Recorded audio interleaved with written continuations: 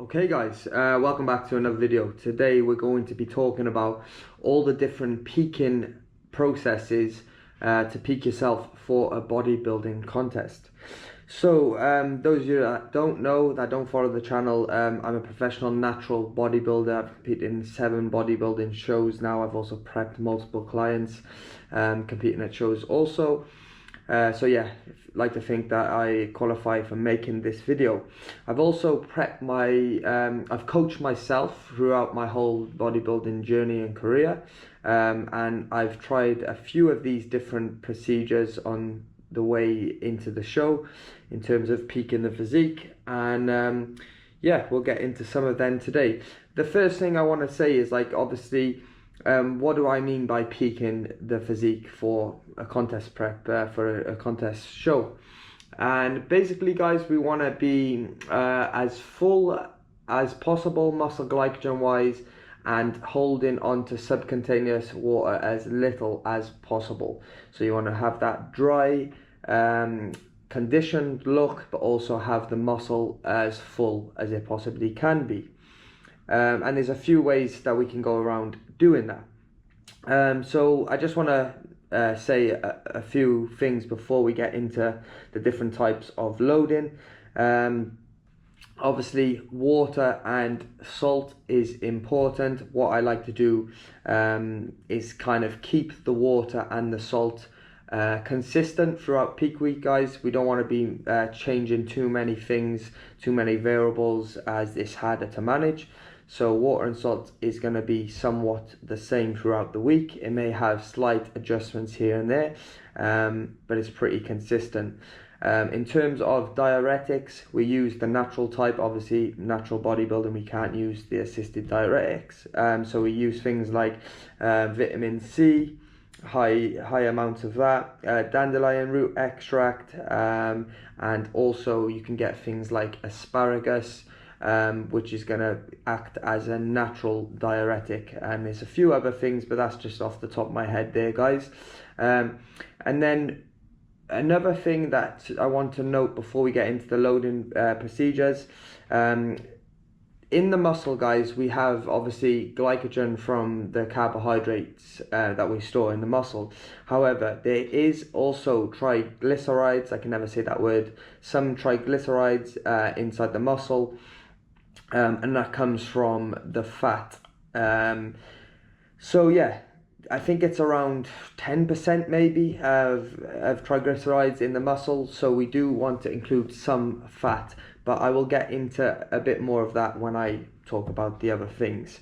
And then yeah, no vegetables while loading, guys, as it's just gonna disrupt the GI system, and we're trying to fill out muscle glycogen through carbohydrate loading. So we want to, like, our stomach's going to take in a lot of food during this time, right? So we don't want to have things like veggies that are just going to volumize the stomach and so on. We want to try and keep the stomach as small as possible while loading the carbohydrates.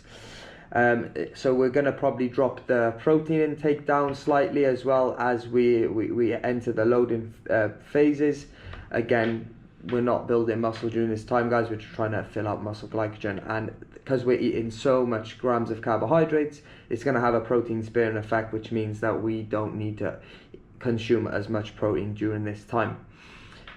And obviously the thermic effect of protein is quite high, so it's harder for our body to break it down, which again, we don't want that during a process of trying to eat as much food as possible in terms of carbohydrates. And then we can go on to what things to load. So cleaner foods, sweets have their place, like sugars, fast-acting sugars. Another thing to note and be aware of is hydration, guys. So for example, when I said earlier about the water and the salt intake, certain foods contain more sodium, certain foods contain more potassium. So certain foods have fat. So mono and poly unsaturated fats help improve insulin sensitivity, and saturated fat is the opposite to that, guys. So obviously when we're loading, if we are loading with fat, we don't want to have saturated fat. We want to have unsaturated fats instead, as that's going to help with insulin sensitivity and the uptake of the food. Obviously, depending on which loading process that we're going to be doing, it's going to differ depending on what sort of types of foods that we're going to be eating. For example, if we don't have to load so much grams of carbohydrates in a short space of time, we could probably aim for a more cleaner, safer route on the carb up, versus if we need to do a lot of grams of carbohydrates all at once. Obviously we have to look at the food volume, guys. So going on the cleaner side might not be the best option, as you would have to eat a lot of oats, rice, potato and so on, right? And it's probably going to blow the stomach up, versus if we can utilize things like sweets, sugars, fast acting carbohydrates that are going to keep the stomach nice and tight, but also get a lot of carbohydrates into the bloodstream and into the muscle cells. So yeah, the first peaking, well, I'll just label them first and then I'll go in order from what I've labeled. So we have what's called a linear load. That's one way of peaking into the show. We've got a back load, then we've got a rapid back load, and then we've got no load altogether, enter in the current state. So let's start with the linear load, guys, and we're going to start let's say the show is on the Saturday, peak week starts on the Monday, right? So for example, a linear load, we're going to be starting off the food from our lowest standpoint, like our baseline low day for the diet, and then we're slowly going to increase carbohydrates as the week progresses. So, for example, we may be on 100 grams of carbs at our baseline low day. We may increase it by 50 or 100 grams of carbs, see how the body responds, and then we may increase it again, or we may hold 100, 150 grams of carbs for the following day. If you feel like your body needs a bit more, then you can increase maybe 200 to 250 on the next day. But once you've got the best look when you wake up on that morning, let's say on a Wednesday morning or a Thursday morning, once you've got the best look, what you feel like the best look to take the stage, what do you do then? Well, basically, guys, you just want to hold around that look, hold around that scale weight, entering into the show. So you see what you ate the previous day. If the weight went up or if it dropped, you need to adjust the carbohydrates to suit that. This way of loading is definitely the safest way to enter into the show, because the food volume is going to be kept low, which is not going to blow the stomach out. Also, you're starting kind of the loading process early, so you can make adjustments as you go on. You're going to have data to follow, and yeah, it's just a less risk way of loading, and one that I kind of like, but I don't necessarily use this myself too often, because my body doesn't respond to this way of loading as much as the other ones, which is what I'm going to get into next. And that's the thing to note here, guys.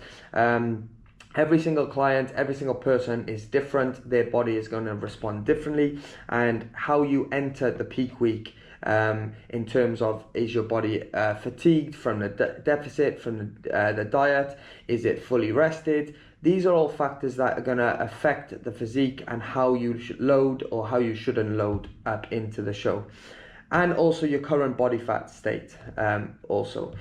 So the next one is going to be a backload. So for example, we would potentially do a high day on the Sunday or the Monday. Then we would go back into a deficit on the way down throughout the week. And then maybe on like the Thursday or even the Wednesday, you would start loading glycogen. So let's say, for example, your low day was 100 grams. We'll keep it at 100 grams of glycogen on a low day. We might add in 400 or 500 grams of carbohydrates on this Wednesday, and then we would see how the body would respond, how it took in the carbohydrates, and then the following day we may repeat that 500 grams. We may reduce it slightly, or we may even increase it depending on the response. And again, you're just looking at a look at the scale weight that you're happy with, that you think you can present well on stage, and then you want to hold around that. Once you feel like you're a decent amount full, you can kind of drop the carbohydrates back down to kind of like a baseline once you are full. The next one is going to be a rapid backload. So this is where you would be depleted in a depleted state, and then you would rapidly load carbohydrates. Maybe it would be 1 day before the show on the Friday, or potentially you could start it on the Thursday. But in this circumstance, we would add in a huge more amount of carbohydrates as soon as we start loading, something like 800 to 900 grams of carbohydrates on the first load day, and then potentially repeat that on the second load day, and then obviously go into the show. Again, guys, I'm just using reference points here for the amounts. Obviously, they're going to vary person to person, but I'm just trying to give you a rough idea and understanding of kind of how we would do things.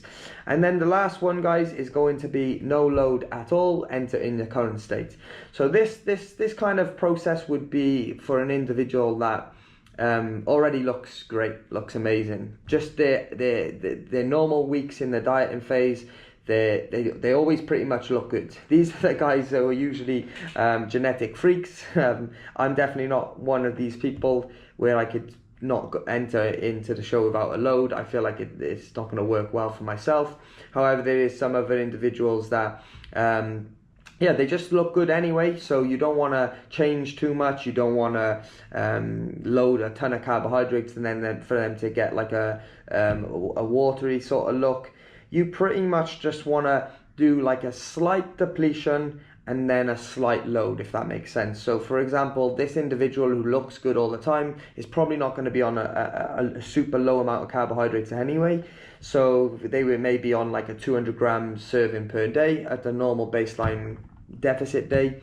You might drop this down for 1 or 2 days to 100 grams, and that would be the slight depletion. And then on maybe the Thursday and the Friday, you would increase the amount by maybe 350 grams of carbohydrates to 400 grams, which is just like double the amount that they're normally used to. And then you enter into the show in a slightly fuller state as normal. And that's pretty much it, guys. That's the processes. That's a few of the techniques and methods that we use on the way into the show for loading up the glycogen stores. And if you have to get in condition, guys. Whatever I've talked about here, none of this is going to work if you are not fat free, right? If you haven't pulled off the body fat and dieted hard enough during the whole process. These techniques and methods only work well when you don't have any body fat left, or sub 7% body fat, around that, right? So my advice, get in condition first and then practice. If you've got a coach, obviously listen to your coach. He's going to help you. He's going to tell you what the best procedure, what he thinks is right for you. But if you were to self-coach yourself, I've self-coached myself throughout my process, my bodybuilding career and journey. You would want to get ready early. So if you had a show booked in 3 months' time, you probably need to start your prep 4 months out from the show. That way you're going to be ready, fat-free, around a month before the show, which gives you a couple of weeks to trial run the peak week, to test out some of these strategies and see what works best for your body, track the data, and then just repeat that process come peak week and the lead up to the show. And the most important thing, guys, if you take anything from this video, is have a plan and do not stress. Anyone that stresses, the body, it creates cortisol, it's going to make you look worse. Whatever procedure you do, if you stress, guys, your body will hold water, you will look worse. You might look like you've not even been dieting, even though you don't have much body fat on your frame. So have some confidence, nice and relaxed. Try and allow your body to enter the show into a rested state. So take a lot of rest, back off from the activity on the lead up into the show. And I'm sure if you follow all these things that I've talked about, you will present a better package and a better look on stage. So that's the end of the video, guys. Hope you liked it. Let me know your thoughts in the comment section. If you've got any questions, as always, drop a comment below. And if you're interested in doing your first bodybuilding show, or you're looking for a coach that can help guide you on the right procedure and processes to do for your next bodybuilding show, then feel free to reach out on Instagram at summers.93. And with that being said, guys, I'll see you in the next video.